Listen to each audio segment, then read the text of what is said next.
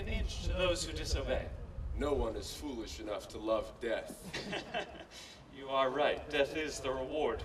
But greed will often crush a man beneath his own desires.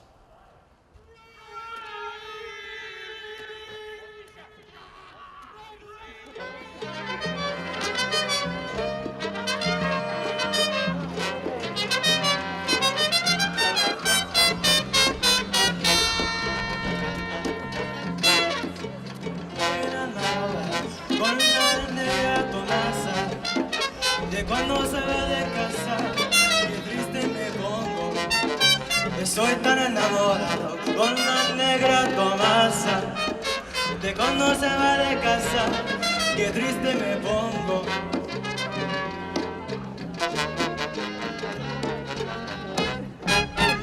Esa negrita que me dio bilongo. Esa negrita camarón que me dio bilongo. Lo más que me gusta es la comida que cocina. Lo más que me gusta es el café que la cuela. Lo más que a mí me gusta es la comida que cocina. Lo más que a mí me gusta es el café que me cuela.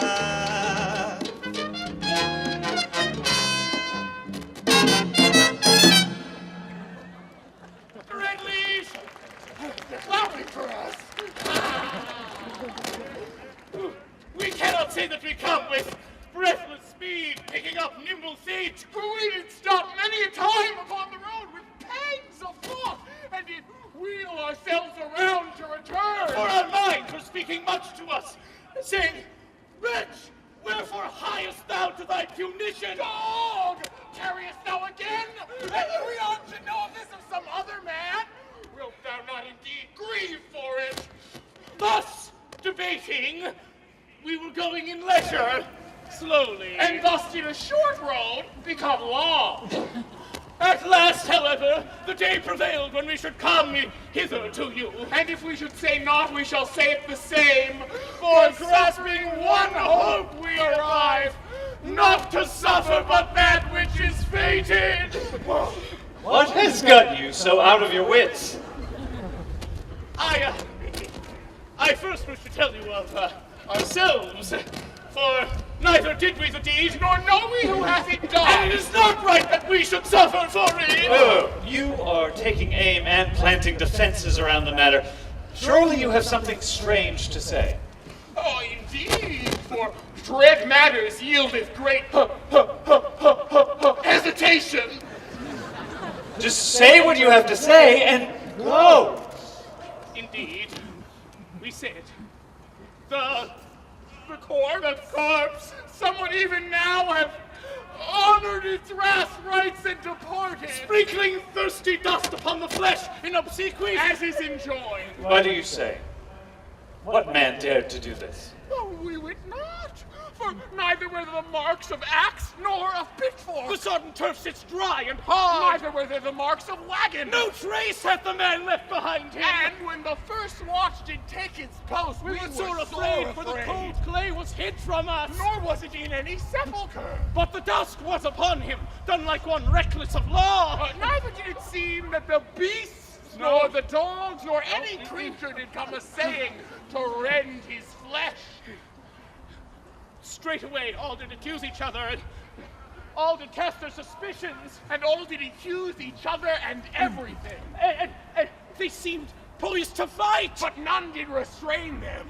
For seemed they all guilty. And none were in prison. For all spake that they were not the doer of this deed. Now, we were ready to entertain ordeal by iron height. And throw the flames to walk. And swear upon the holy gods. Yet we did it not, nor wit we anybody laying any designs, nor plotting not. Now, when inquiries seemed of no avail, a man spake of great evil.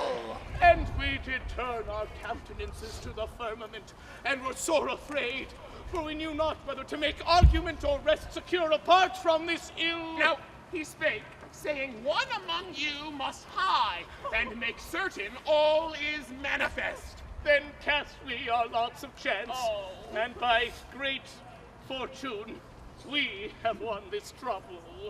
Here we are. We would fain be not.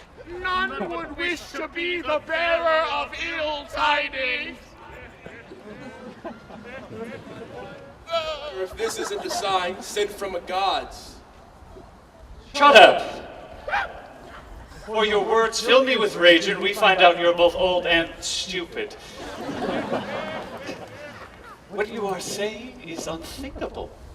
That the gods are honoring this man? No, they would never do any such thing. This man who came to burn their pillar-girded temples, their holy offerings, and their land? This man who threw their laws to the wind. Do you see the gods honoring such wicked men? No way! No way! I don't. But from the beginning, some men in this city have been muttering against me, putting their heads back in secret, refusing to bring their neck under the yoke in just submission to me. And for this reason, it is clear to me that these men were bribed. No! In all mankind, there is no worse custom than money. It corrupts cities. It drives men from their home. It seduces them. It instructs their otherwise capable minds in the ways of savagery.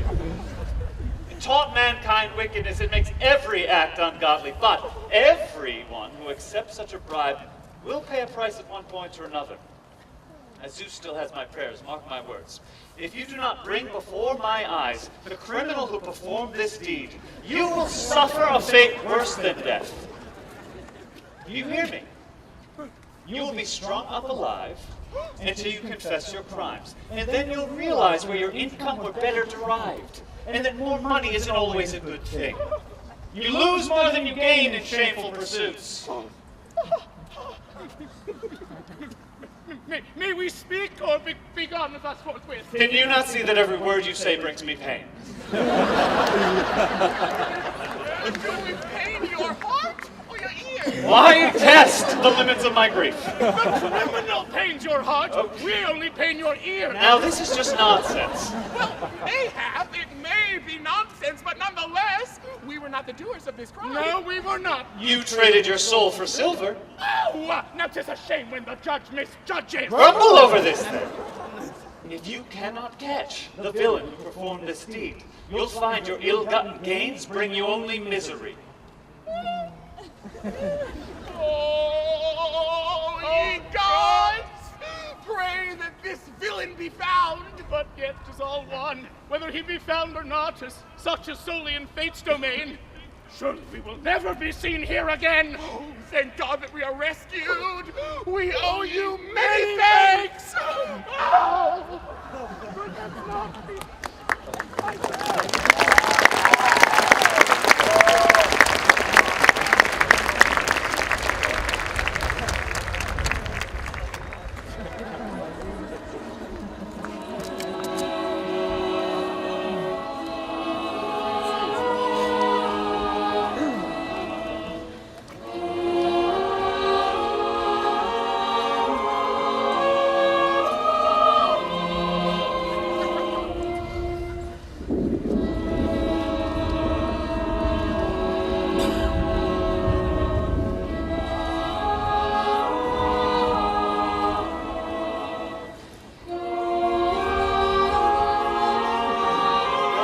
Marvelous things, yet none more so than man. This power traverses the sea. When it is gray with wintry winds, passing under the surging swells as they nearly engulf him. And of the gods, the eldest, Gaia, immortal, restless Gaia, he wears out by turning her soil with plows and the stock of horses, moving through and back and forth, year after year.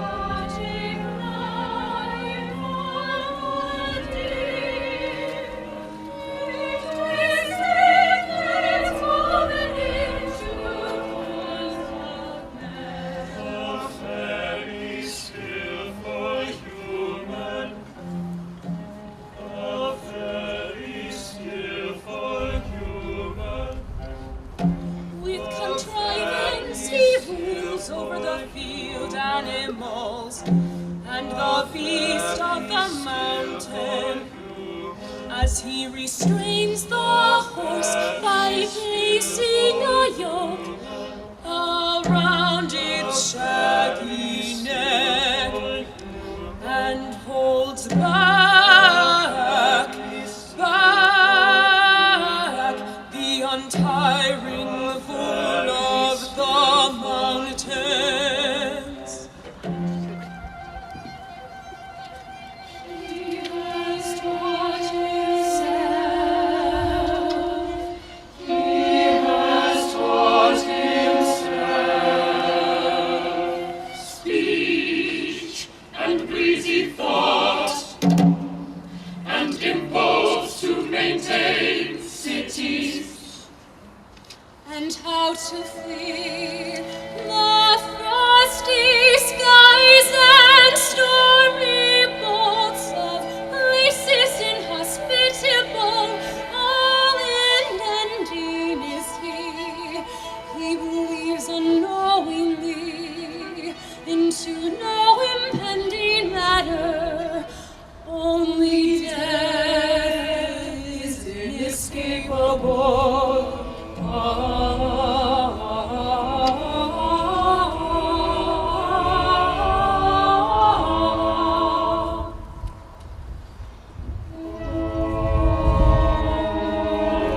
Yet even against irresistible disease, he has contrived remedy, possessing a certain ingenious wisdom, skill unexpected. He veers sometimes towards evil, other times towards good, while heeding the laws of earth and the sworn oath of the gods. His city flourishes. Stateless is he who boldly dares to commit sin. May he who does these things neither share my heart nor think like me. I'm confused regarding this blessed fortune. How could I deny that this child is Antigone? Oh, Oedipus, unfortunate, son of an unfortunate father, what is this? They're certainly not taking you away, hauling you off in thoughtlessness on some premise that you disobeyed a royal decree. Are they?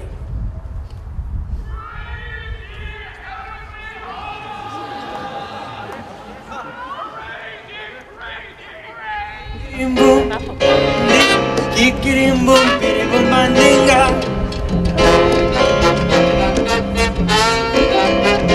Kikirim boom,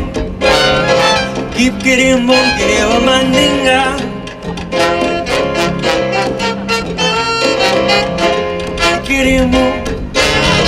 Kikirim boom, kiribum mandinga.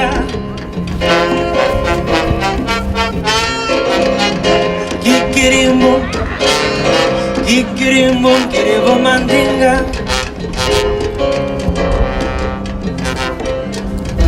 Kikirim boom.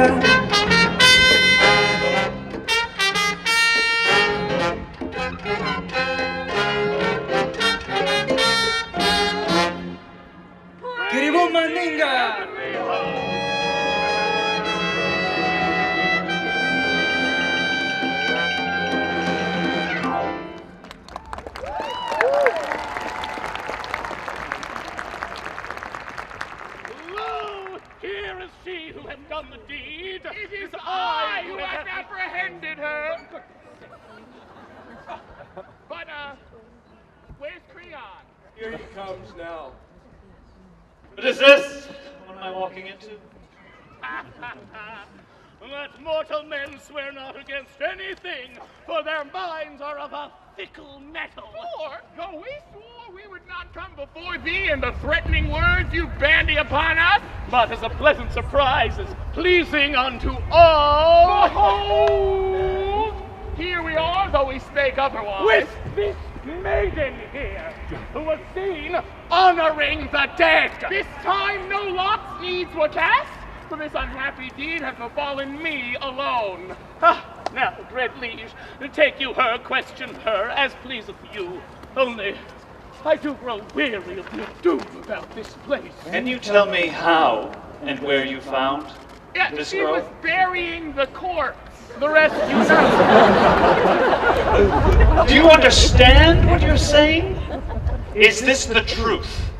We have seen her burying the corpse. Burying the corpse. You hadn't joined me, not in turn. There's no more. Hear you? And how did you find her? Wait, how did you make the arrest? Well, if you ask, it occurred in this way. We returned unto the place, with your threat still o'erhanging our heads. We swept away the dust upon the corpse, nudified the oddly bedewed flesh, and sat we down upon the hill against the wind, thus ensuring no odor did strike us. Every man did take his mark and make sure each other did take theirs with threats, lest any should prove a shirker. Time passed. Then high noon arose, with the sun directly o'erhead, and the land was hot and roasting. Then arose a sudden twisting wind, engendering a whole storm of dust, choking up the air, marking up the forest whole. We did close our eyes and took we God's wrath. It seems an eternity did pass. But then we saw this maiden here, shrieking, like a mother bird who returns to find her chicks gone from out, for God's sake.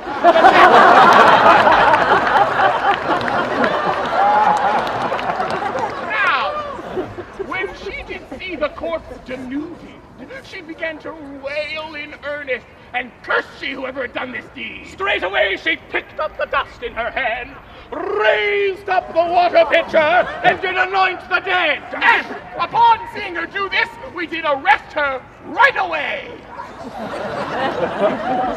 It pleases me well, but also does me sorrow. For 'tis good to scape the gallows, but to cast another therein aggrieves. But what is of most import is that we are saved. The rest mattereth not. Yes. Oh, yeah. Oh, just.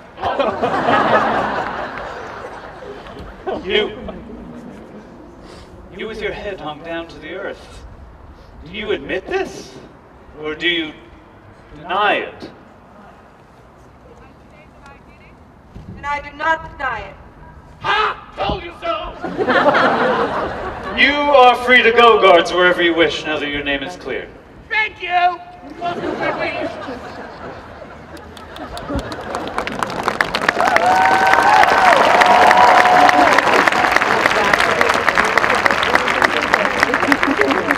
Now, girls, speak to the point.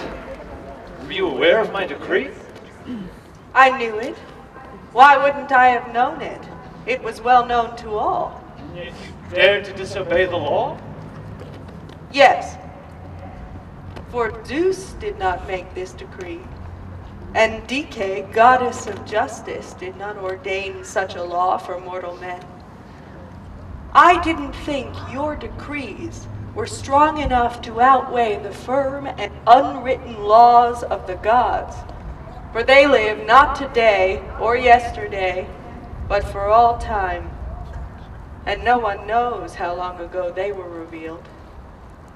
I was not about the gods for fear of one man's arrogance. I knew that I would die someday. How could I not? Even if you had not made this decree, it would still be so. But if I die before my time, I count it as a gain.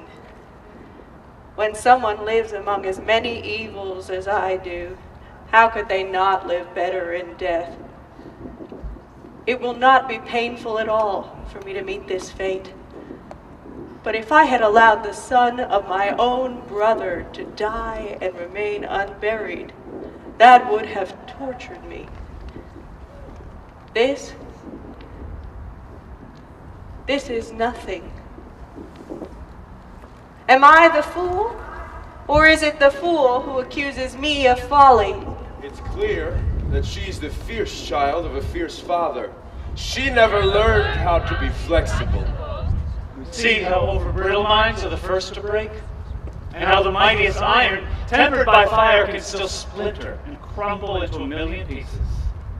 And I know, too, how a great passionate horse can still be broke with just a tiny bit. You can't be proud of what you say if you're just a slave to the audience.